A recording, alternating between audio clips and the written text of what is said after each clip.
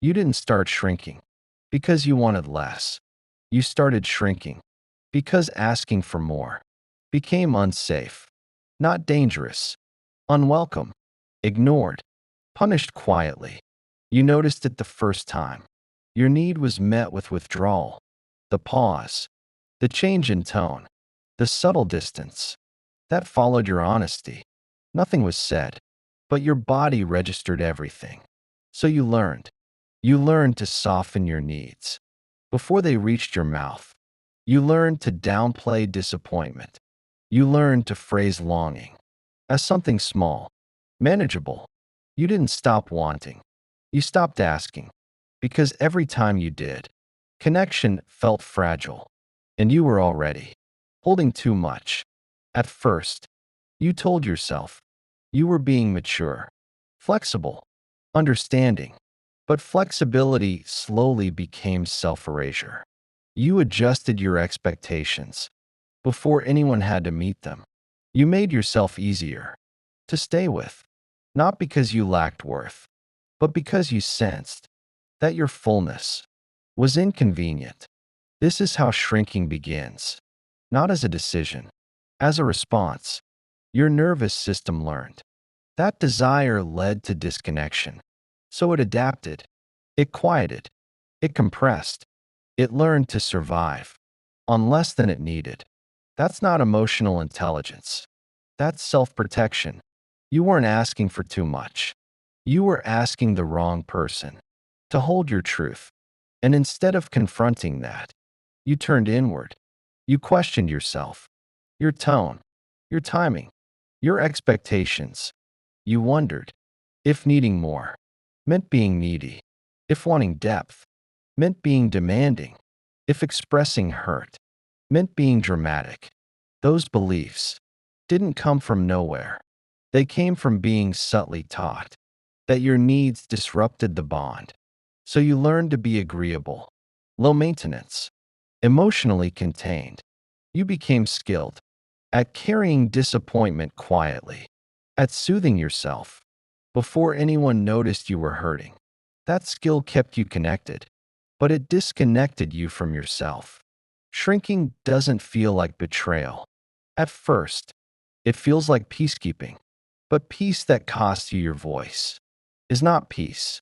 It's suppression, and suppression always shows up somewhere else, in fatigue, in numbness, in resentment you don't want to feel, in loneliness. Even when someone is beside you, your body knew something was wrong before your mind did, because the body keeps track of what goes unexpressed. And every time you swallowed a need, your system learned that love required disappearance. That lesson didn't come from you. It came from the environment. You were trying to survive emotionally. You didn't shrink because you lacked courage. You shrank because you were trying to preserve connection in a dynamic that couldn't meet you. And now, the discomfort you feel isn't confusion, it's awareness. Your body is signaling that it no longer wants to disappear, to be loved. That signal isn't dramatic, it's precise. And once you feel it, you can't go back to pretending less is enough. After you start shrinking, something else happens quietly. You become hyper aware of other people's comfort. You sense when to stop talking, when to change the subject, when to soften your truth, so it lands easier. You don't do this consciously. Your body does it for you. It learned that attunement was the price of connection, so you stayed attuned outward. While drifting inward, you began editing yourself before anyone had to ask, filtering emotions, measuring words, reducing presence, not because you lacked depth, but because depth wasn't being held. When you offered more, you felt the subtle recoil, not rejection, withdrawal. And withdrawal is confusing because nothing is said. There's no conflict to respond to, just distance. So you search for meaning. You assume responsibility. You conclude, you must have misstepped. That conclusion keeps the bond intact. but it costs you clarity. Over time, you start living in anticipation, anticipating mood, energy, availability. You don't ask where you stand. You infer. Inference becomes survival. And survival doesn't leave room for desire. Desire feels dangerous when it risks connection. So you mute it. You tell yourself you're independent, self sufficient, low need. But underneath, there's a quiet ache, not for attention, for responsiveness, for someone to meet you without you shrinking first. This is where confusion sets in.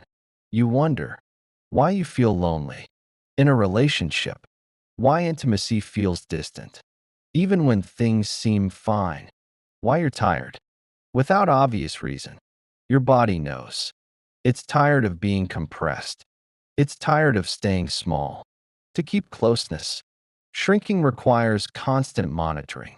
Monitoring is exhausting, and exhaustion is your system asking for truth. The truth is, you weren't shrinking because your needs were unreasonable. You were shrinking because they weren't welcome. That distinction matters because it shifts the question from what's wrong with me to what kind of environment am I in? And that question restores agency. You start noticing how different your body feels around people who don't require editing, how your chest opens, how your breath deepens, how words come without rehearsal. That's not chemistry. That's safety. Safety doesn't ask you to disappear. It invites you forward. And once your body experiences that, it becomes harder to justify shrinking. Not because you're angry, but because you're awake. You don't need to demand more. You need to stop betraying what your body already knows. Shrinking was an adaptation. Awareness is the exit. There's a moment when shrinking stops feeling protective and starts feeling painful, not sharp pain, dull, heavy, the kind that sits in your body without a clear reason.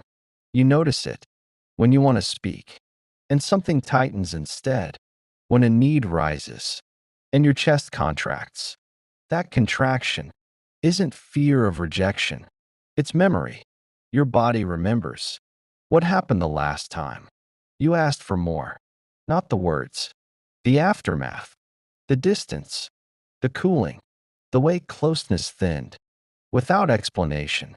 So now, before your mind decides, your body intervenes. It says, don't, not here, not like this. And you listen. You call it being reasonable, being calm, being self aware. But underneath, there's grief. Grief for the parts of you that learned to stay quiet, to stay connected. You didn't lose your voice. You learned when it wasn't safe to use it. That's an important difference. Because voices don't disappear. They wait. And waiting has a cost. Over time, your internal world grows louder. Unspoken thoughts, unexpressed feelings, needs that never made it to daylight. They don't vanish. They turn inward. This is how self-doubt forms. Not because you don't know yourself, but because you've been overriding what you know. To maintain connection, you start asking permission internally. Is this okay to feel? Am I allowed to want this? Will this make things worse? Those questions don't come from insecurity. They come from conditioning, from learning that your fullness was disruptive, that your honesty shifted the emotional balance. So you learn to balance yourself instead. This is why shrinking feels confusing. Part of you knows you deserve more. Another part is terrified of what asking for more might cost. And both parts are trying to protect you, one from loss, one from self-abandonment. That internal conflict creates paralysis. You don't expand. You don't leave. You hover. And hovering is exhausting because it requires constant calculation. How much of me is okay today? How much will be tolerated? How much is too much? That's not intimacy. That's negotiation without consent. Your body wasn't built to live like that. It was built for expression, for responsiveness, for being met. That's why something in you is starting to resist shrinking, not loudly, quietly, through fatigue, through numbness, through a growing disinterest in maintaining appearances. This isn't you becoming distant. It's you becoming honest with yourself. Honesty doesn't always look brave. Sometimes it looks like not having the energy to keep pretending. And that's not failure. That's a threshold, a moment where your system says, this is as small as I can get, without disappearing. And something in you knows, disappearing is no longer an option. At some point, shrinking stops being something you do and starts being something you notice. You see it in how little you ask, in how quickly you adjust, in how often you preempt disappointment by lowering the bar yourself. And that's when clarity arrives. Not clarity about them, clarity about the dynamic.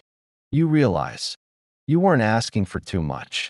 You were asking inside a relationship that required you to be smaller, to stay connected. That distinction matters because it removes self-blame. You weren't bad at communicating. You were communicating into a space that couldn't hold truth without destabilizing. So you stabilized it instead by shrinking. That wasn't love. That was emotional containment. And once you see that, something shifts permanently. You stop trying to figure out how to say things better. You start asking, who actually has the capacity to receive you? This is where empowerment becomes quiet.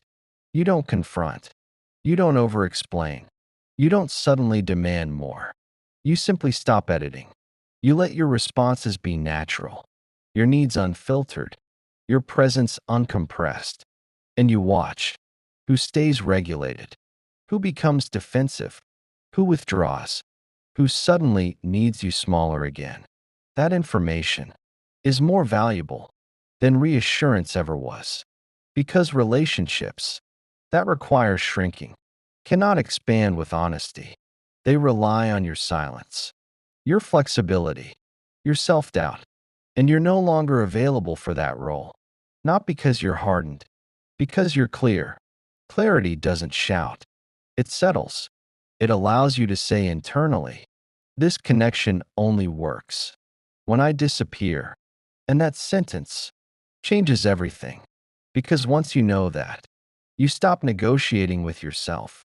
You stop asking if it's reasonable to want more. You stop justifying your longing. You stop confusing love with tolerance. You don't become demanding. You become selective. You don't chase depth. You require capacity, and your body relaxes. When you do, that's the marker, not excitement, not intensity, relief. The relief of no longer arguing with your own needs. If this feels like recognition, let it be enough. You don't need to change anything today. Just notice where you feel spacious and where you feel reduced. That awareness is already you choosing yourself, quietly and permanently.